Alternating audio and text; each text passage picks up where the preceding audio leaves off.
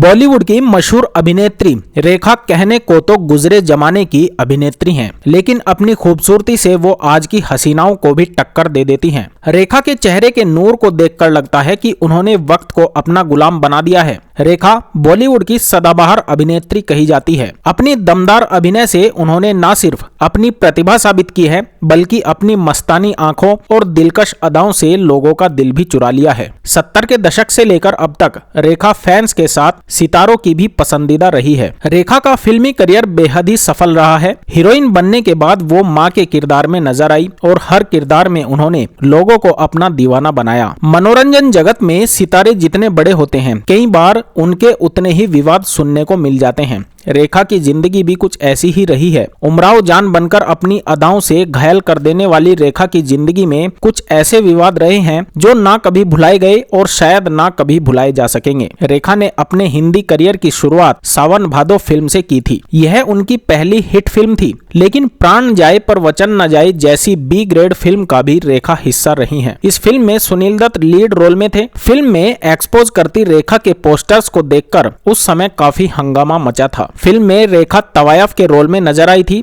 रेखा के तालाब में नहाने और बिना कपड़ों के बाहर आने के सीन ने खूब सुर्खियां बटोरी थी। बॉलीवुड की एवरग्रीन ब्यूटी रेखा की खूबसूरती हमेशा चर्चा का विषय रही है। उम्र के इस पड़ाव में भी रेखा आज भी खूबसूरत और अपने निराले अंदाज से हर किसी को टक्कर देती है। वहीं न सिर्फ पुरानी पीढ़ी बल्कि आज की युवा पीढ़ी भी रेखा को पसंद करती है। रेखा को 3 बार फिल्म फेयर और 1 बार राष्ट्रीय फिल्म पुरस्कार से नवाजा जा चुका है। रेखा पद्मश्री से भी सम्मानित है। रेखा ने अमिताभ बच्चन से लेकर राजेश खन्ना जैसे बड़े एक्टर्स के साथ काम किया है, लेकिन एक वक्त ऐसा भी था जब उन्हें घर का खर्च चलाने के लिए बी ग्रेड फिल्मों में एक्सपोज भी करना पड़ा। अपने करियर में रेखा ने करीब 175 हिंदी और दक्षिण भारतीय फिल्मों में काम किया है, जिनमें खूबसूरत, खून भरी मांग, खून और पसीना, मुकद्दर का सिकंदर और उमराव जान शामिल हैं। पारिवारिक स्थिति ठीक ना होने के कारण उन्होंने कम उम्र में ही काम करना शुरू कर दिया था। बॉलीवुड में रेखा को कामसूत्र जैसी इरेटिक फिल्मों का हिस्सा भी बनना पड़ा। रेखा ने कुछ ऐसी फिल्मों में भी काम किया जिसमें उनकी मर्जी के बिना बोल्ड सीन करवाए गए थे।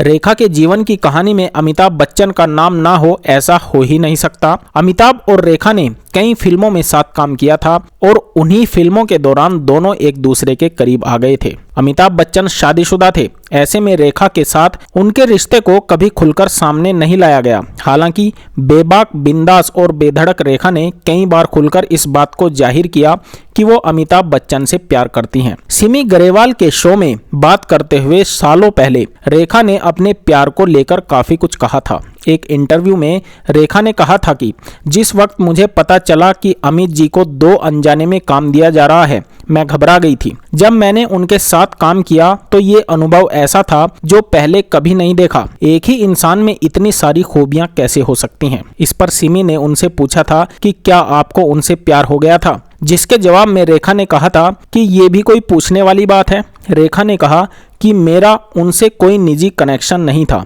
और ना ही हम कोई कपल थे। हालांकि मैं इस बात से इनकार नहीं कर सकती कि मैं उनसे प्यार नहीं करती हूँ। मैं उनसे बहुत प्यार करती हूँ। आप दुनिया भर का प्यार ले लीजिए और उसमें थोड़ा और मिला दीजिए, उसके लिए मैं वैसा महसूस करती हूँ। रेखा की निजी जिंदगी एक फिल्मी कहानी बनकर रह गई। कभी अफेयर, कभी शादी और ना जाने कितने ही विवादित बातें रेखा के जीवन का हिस्सा बनी। उनके जीवन में एक भूचाल वो भी आया था जब उनके पति मुकेश अग्रवाल ने आत्महत्या कर ली थी। जब अमिताभ का प्यार रेखा को नसीब नहीं हुआ तो उनकी जिंदगी में बिजनेसमैन मुकेश अग्रवाल की एंट्री हुई। मुकेश अग्रवाल दिल्ली के बड़े बिजनेसमैन थे। उनकी कंपनी हॉटलाइन किचन का सामान बनाती थी। मुकेश को फिल्मी हस्तियां बहुत अच्छी लगती थी और वो अपनी पार्टियों में फिल्मी सितारों को बुलाते थे। मशहूर डिजाइनर बीमा रमानी मुकेश और रेखा की कॉमन दोस्त थी। रेखा अक्सर उनसे मिलने जाती थी और यहीं पर उनकी मुकेश से मुलाकात हुई। दोनों की नजदीकियां बढ़ी तो उन्होंने शादी का फैसला कर लिया। उसके बाद रेखा ने 4 मार्च 1990 को मुकेश से शादी कर ली। शादी के बाद रेखा मुंबई में रहती थी और मुकेश दिल्ली में।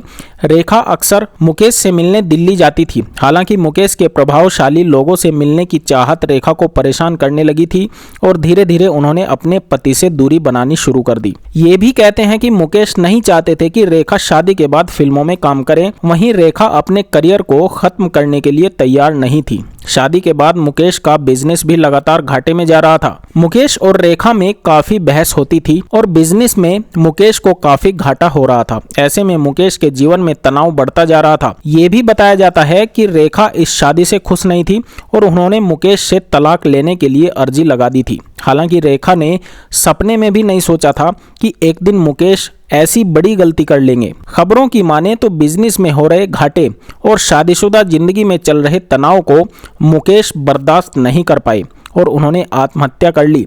इस घटना ने रेखा को अंदर तक झकझोर दिया था।